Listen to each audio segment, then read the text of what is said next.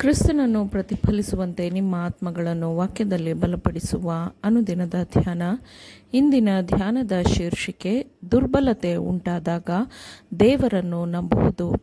ಈ ದಿನದ ದೇವರ ವಾಕ್ಯ: ಇಗೋ, ದೇವರೇ ನನಗೆ ರಕ್ಷಣೆ, ನಾನು ಹೆದರದೆ ಭರವಸೆ ಪಡುವೆನು. ನನ್ನ ಬಲವೂ ಕೀರ್ತನೆಯೂ ಯೆಹೋವನಷ್ಟೇ, ಆತನೇ ನನಗೆ ರಕ್ಷಕನಾದನು ಎಂಬುದೇ. ಮತ್ತು ರಕ್ಷಣೆ ಎಂಬ ಬಾವಿಗಳಿಂದ ನೀರನ್ನು ಉಲ್ಲಾಸದೊಡನೆ ಸೇದುವಿರಿ. ಯೆಶಾಯ 12ನೇ ಅಧ್ಯಾಯ 2 ಮತ್ತು 3ನೇ ವಚನಗಳು. ಈಗ ಇನ್ನು ಮುಂದೆ ನೀವು ಸಕ್ರಿಯರಾಗಿರಲು ಸಾಧ್ಯವಾಗದಿದ್ದಾಗ, ದುರ್ಬಲತೆಯು ನಿಮಗೆ ಉಂಟಾದಾಗ ನೀವು ದೇವರ ಮೇಲೆ ಮಾತ್ರ ಭರವಸೆವಿಡಬೇಕು ಎಂದು ದೇವರು ನಿಮ್ಮಿಂದ ಬಯಸುತ್ತಾನೆ. ರಕ್ಷಣೆಗಾಗಿ ನಿಮ್ಮ ಆತ್ಮವನ್ನು ನಂಬಿಗಸ್ತನಾದ ಸೃಷ್ಟಿಕರ್ತನಿಗೆ ಒಪ್ಪಿಸಿಕೊಡಿರಿ. ಆತನ ಕೃಪೆಯು ಖಚಿತವಾದದ್ದು, ಆತನ ಒಡಂಬಡಿಕೆಯು ಶಾಶ್ವತವಾದದ್ದು ಆಗಿದೆ. ಸತ್ಯವನ್ನು ನಿರಂತರವಾಗಿ ನಿತ್ಯಕ್ಕೂ ಪಾಲಿಸುವ ತನ್ನ ದೇವರಾದ ಕರ್ತನಲ್ಲಿ ಭರವಸೆ ಇಡುವ ಮನುಷ್ಯನು ಧನ್ಯನು. ನಿಮ್ಮ ಮನಸ್ಸು ವಾಗ್ದಾನಗಳನ್ನು ಗ್ರಹಿಸಲಿ ಮತ್ತು ಅವುಗಳನ್ನು ಹಿಡಿದಿಟ್ಟುಕೊಳ್ಳಲಿ. ಅಮೂಲ್ಯವಾದ ವಾಗ್ದಾನಗಳಲ್ಲಿರುವ ಸಮೃದ್ಧವಾದ ಭರವಸೆಯನ್ನು ನೀವು ಸುಲಭವಾಗಿ ನೆನಪಿಗೆ ತರಲು ಸಾಧ್ಯವಾಗದಿದ್ದರೆ, ಇನ್ನೊಬ್ಬರ ತುಟಿಗಳಿಂದ ಅವುಗಳನ್ನು ಆಲಿಸಿರಿ. ಸ್ವತಃ ದೇವರ ಬಾಯಿಂದ ಹೊರಟ ಆ ಮಾತುಗಳಲ್ಲಿ ಎಂತಹ ಪೂರ್ಣತೆ, ಎಂತಹ ಪ್ರೀತಿ ಮತ್ತು ಎಂತಹ ಭರವಸೆ ಕಂಡುಬರುತ್ತದೆ ಅಲ್ಲವೇ?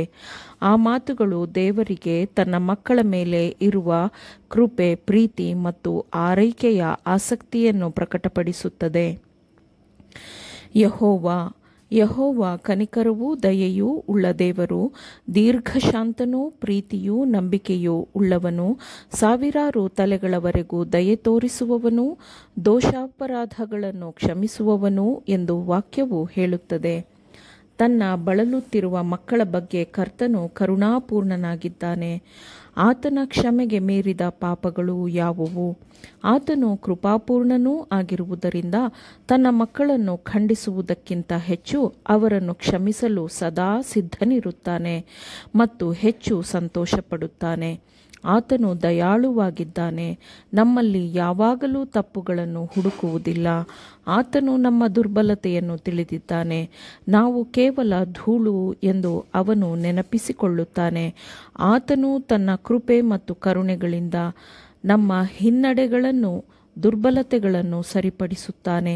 ನಾವು ಪಾಪಿಗಳಾಗಿದ್ದಾಗ್ಯೂ ನಮ್ಮನ್ನು ಆತನು ಹೆಚ್ಚು ಮುಕ್ತವಾಗಿ, ಉಚಿತವಾಗಿ ಪ್ರೀತಿಸುತ್ತಾನೆ. ತನ್ನ ಬೆಳಕನ್ನು ಹಿಂದೆಗೆದುಕೊಳ್ಳುವುದಿಲ್ಲ, ಆದರೆ ಆತನು ಕ್ರಿಸ್ತನ ನಿಮಿತ್ತ ನಮ್ಮ ಮೇಲೆ ಬೆಳಕನ್ನು ಪ್ರಕಾಶಿಸುತ್ತಾನೆ. ನಿಮ್ಮ ನೀತಿಯಾಗಿರುವ ಕ್ರಿಸ್ತನ ಮೇಲೆ ನೀವು ಯಾವಾಗಲೂ ಭರವಸವಿಡುತ್ತೀರೋ? ನಿಮಗೆ ಕೃಪೆಯಿಂದ ನೀಡಲಾಗಿರುವ ಪವಿತ್ರಾತ್ಮನು ದೇವರ ಪ್ರೀತಿಯನ್ನು ನಿಮ್ಮ ಹೃದಯದಲ್ಲಿ ಸುರಿಸುತ್ತಾನೆ. ಆಗ ನೀವು ಕ್ರಿಸ್ತನಲ್ಲಿ ಒಂದಾಗುತ್ತೀರಿ. ತಾಳ್ಮೆಯಿಂದಲೂ ಆತನು ನಿಮಗೆ ಕೃಪೆಯನ್ನು ಕೊಡುತ್ತಾನೆ. ನಂಬಿಕೆಯಿಂದಲೂ ನಿಮಗೆ ಆತನು ಕೃಪೆಯನ್ನು ದಯಪಾಲಿಸುತ್ತಿದ್ದಾನೆ. ಚಡಪಡಿಕೆಯನ್ನು, ದೌರ್ಬಲ್ಯವನ್ನು ಎದುರಿಸಲು ಆತನು ನಿಮಗೆ ಕೃಪೆಯನ್ನು ದಯಪಾಲಿಸುತ್ತಾನೆ. ತನ್ನ ಸಿಹಿಯಾದ ಚೈತನ್ಯಪೂರ್ಣ ಆತ್ಮದಿಂದ ನಿಮ್ಮ ಹೃದಯವನ್ನು ತುಂಬುತ್ತಾನೆ. ಆತನು ನಿಮ್ಮ ಆತ್ಮವನ್ನು ದುರ್ಬಲತೆಗಳಿಂದ ಬಿಡಿಸಿ ಪುನರುಜ್ಜೀವನಗೊಳಿಸುತ್ತಾನೆ. ಉತ್ತಮವಾದ ದೇಶವನ್ನು, ಅಂದರೆ ಪರಲೋಕವನ್ನು ಬಯಸುತ್ತಾ ನಾವು ಯಾತ್ರಿಕರೂ ಅಪರಿಚಿತರೂ ಆಗಿರುವ ಈ ಲೋಕದಲ್ಲಿ ನಾವು ಜೀವಿಸುವುದು ಇನ್ನು ಕೆಲವು ದಿನಗಳು ಮಾತ್ರ. ನಮ್ಮ ಮನೆ ಪರಲೋಕವಾಗಿದೆ.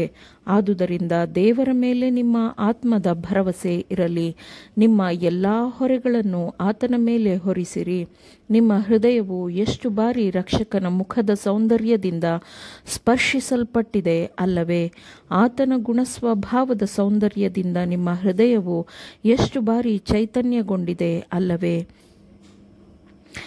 ಅಯ್ಯೋ, ಆತನು ನಮಗಾಗಿ ಕಷ್ಟವನ್ನನುಭವಿಸಿ ಮರಣ ಹೊಂದಿದನು ಎಂಬ ಆಲೋಚನೆಗಳು ಎಷ್ಟು ಬಾರಿ ನಮಗೆ ಮರೆತು ಹೋಗಿದೆ ಅಲ್ಲವೇ? ಈಗ ನೀವು ನಿಮ್ಮ ಪೂರ್ಣವಾದ ಭಾರವನ್ನು ಆತನ ಮೇಲೆ ಹೊರಿಸಬೇಕೆಂದು ಆತನು ಬಯಸುತ್ತಾನೆ. ಆ ದಿನದಲ್ಲಿ ನೀನು ಹೇಳುವುದೇನೆಂದರೆ, ಯೆಹೋವನೇ, ನಾನು ನಿನಗೆ ಕೃತಜ್ಞತೆಯನ್ನು ಸಲ್ಲಿಸುವೆನು. ನೀನು ನನ್ನ ಮೇಲೆ ಕೋಪಗೊಂಡಿದ್ದರೂ ಆ ನಿನ್ನ ಕೋಪವು ಪರಿಹಾರವಾಗಿ ನನ್ನನ್ನು ಸಂತೈಸುತ್ತೀಯಲ್ಲವೇ? ಇಗೋ ದೇವರೇ ನನಗೆ ರಕ್ಷಣೆ. ನಾನು ಹೆದರದೆ ಭರವಸೆ ಪಡುವೆನು. ನನ್ನ ಬಲವು ಕೀರ್ತನೆಯು ಯೆಹೋವನಷ್ಟೇ. ಆತನೇ ನನಗೆ ರಕ್ಷಕನಾದನು ಎಂಬುದೇ. ಆಮೇನ್. ದೇವರ ವಾಕ್ಯಗಳನ್ನು ಶ್ರದ್ಧೆಯಿಂದ ಆಲಿಸುವವರು ಮಾತ್ರವೇ ಆಗಿರದೆ ಪಾಲಿಸುವವರು ಆಗಬೇಕೆಂದು ನಿಮ್ಮನ್ನು ಉತ್ತೇಜಿಸುತ್ತೇನೆ. ಪರಿಶುದ್ಧಾತ್ಮನ ಸಹಾಯದಿಂದ ಆಲಿಸಿದ ನಿಮ್ಮೆಲ್ಲರಿಗೂ ಧನ್ಯವಾದಗಳು. ಮತ್ತೆ ದೈನಂದಿನ ಧ್ಯಾನಕ್ಕಾಗಿ ನಾಳೆ ಸಂಧಿಸೋಣ. ಆಮೇನ್.